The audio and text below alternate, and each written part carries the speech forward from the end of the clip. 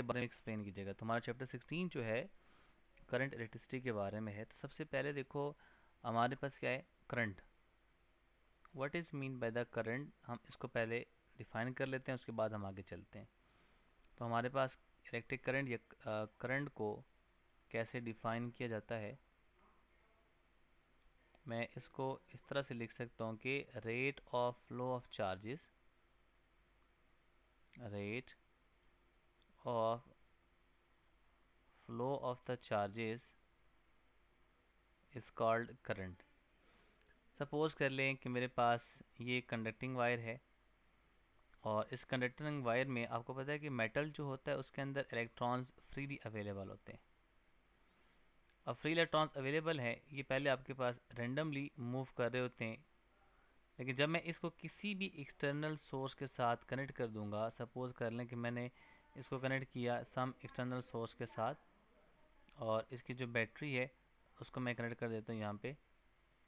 Let's say आपके पास ये एक पॉजिटिव टर्मिनल हो गया, ये आपका एक नेगेटिव टर्मिनल है और इसको मैं यहाँ पे पोटेंशियल सप्लाई कर रहा हूँ V, जो आपका यहाँ मौजूद है। अब होता क्या है कि जब यहाँ पे हम इसको कनेक्ट करते हैं किसी भी बैटरी के सोर्स के साथ, तो इलेक्ट्रिक फील्ड डेवलप्ड हो जाती है, जो कि हमारे पास पॉजिटिव से नेगेटिव की तरफ होती है। दिस इज पॉजिटिव और ये आपके पास क्या है, नेगेटिव है। जिसकी लेंथ ऑफ द लाइन ज़्यादा हो तो वो हायर पोटेंशियल होता है, जो लेंथ ऑफ द लाइन कम हो तो वो बैटरी का सिंबल होता है और वो लोअर पोटेंशियल को शो कर रहा होता है। इलेक्ट्रिक फील्ड डेवलप्ड होगा in this direction from the positive to the negative.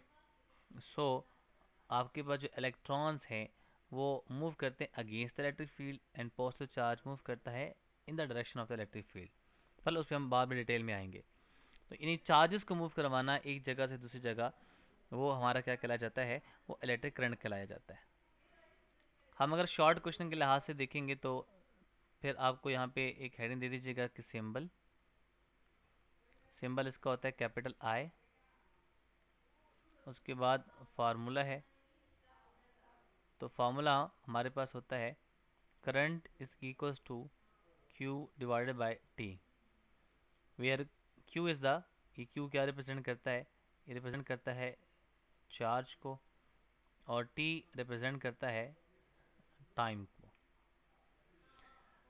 अब इसी फार्मूले से आप यूनिट बना लें। अगर मैं इस यूनिट को बनाऊं तो यहाँ पे जो Q है, ये Q आपके पास किसको रिप्रेजेंट करता है, ये कूलम इसकी यूनिट होती है, चार्ज को रिप्रेजेंट करता है। टाइम की यूनिट क्या है, सेकेंड, तो कूलम पर सेकेंड या CS-1 लिख दें इसको, which is equals to word ampere. और एम्पेयर को हम डिनोट करते हैं किससे, कैपिटल A से डिनोट कर रहे होते हैं। अब कभी कभी क्वेश्चन आ जाता है कि आप डिफाइन कर दें, also define 1 ampere.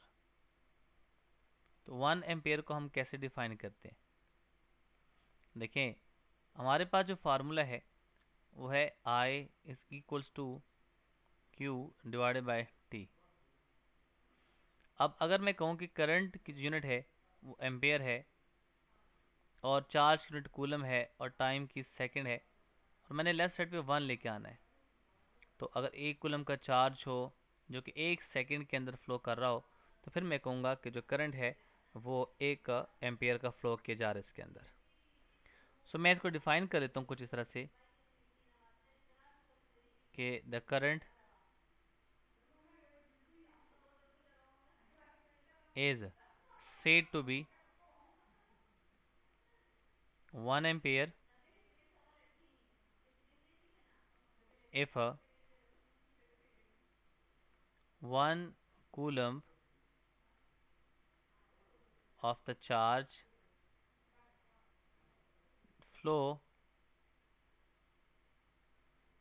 in the 1 second।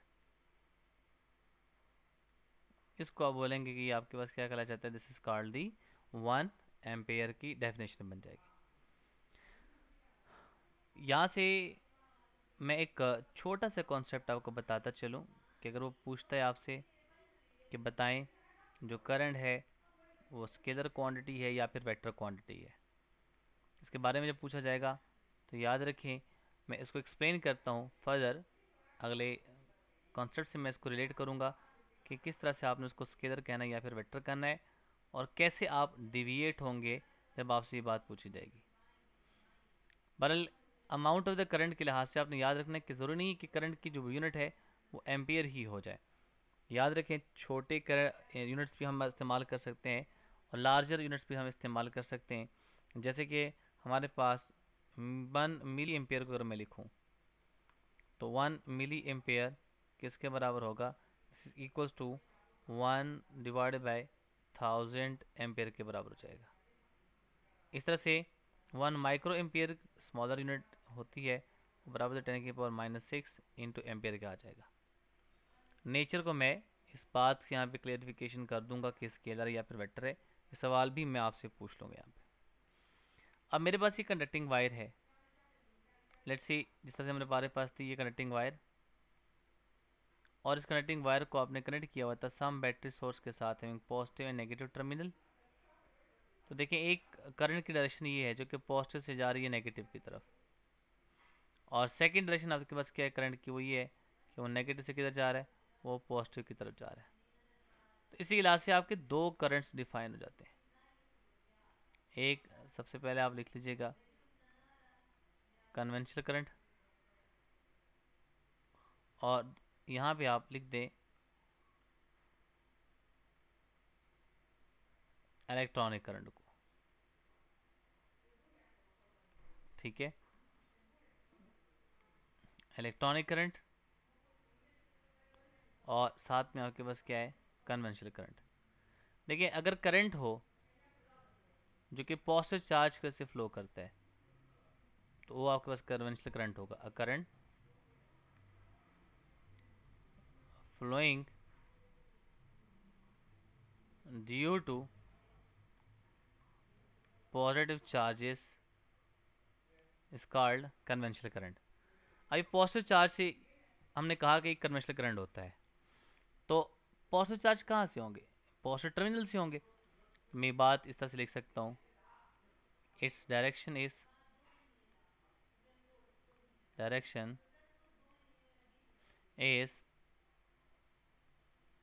From higher potential, that is मैं लिख देता हूँ यहाँ पे ब्रैकेट में कि फ्रॉम द पॉजिटिव टर्मिनल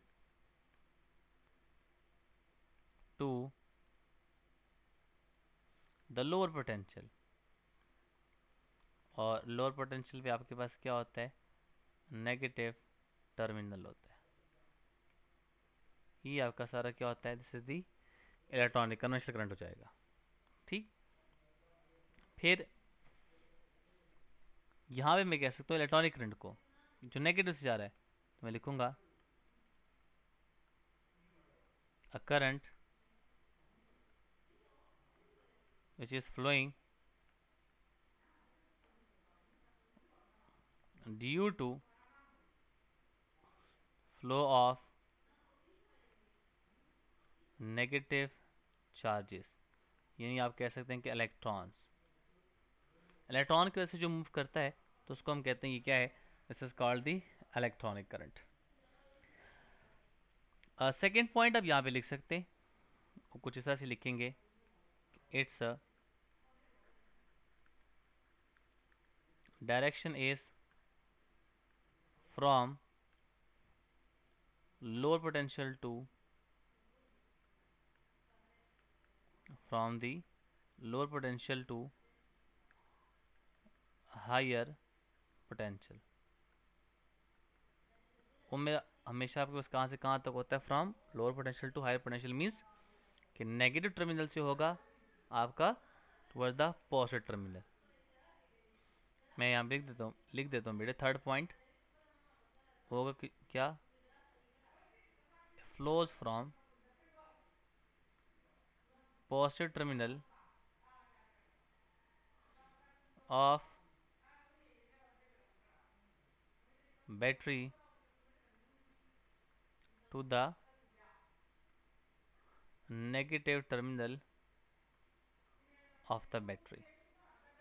ये हमारे पास क्या हो जाएगा, इसकी स्टेटमेंट डिफ्रेंशिएशन बन जाएगी। एक और चीज़ सुन ली ज़रा, यहाँ ये भी लिख सकते हैं कन्वेंशनल करंट हमने कहा कि पॉजिटिव चार्ज की वजह से होता है और वो हायर पोटेंशियल पॉजिटिव टर्मिनल से होगा। इट मीन्स कि पॉजिटिव से नेगेटिव तो इलेक्ट्रिक फील्ड भी होती है। सो मैं लिखूंगा यहाँ पे कि जो कन्वेंशनल करंट है it flows in the direction of electric field, जबकि ये लो पोटेंशियल से है तो दिस करंट फ्लोज या इधर इस तरह से लिख लीजिएगा flows in opposite direction opposite direction to the electric field। ये सारे आपके डिफ्रेंसिएशन में आ जाएगी चीज़ें।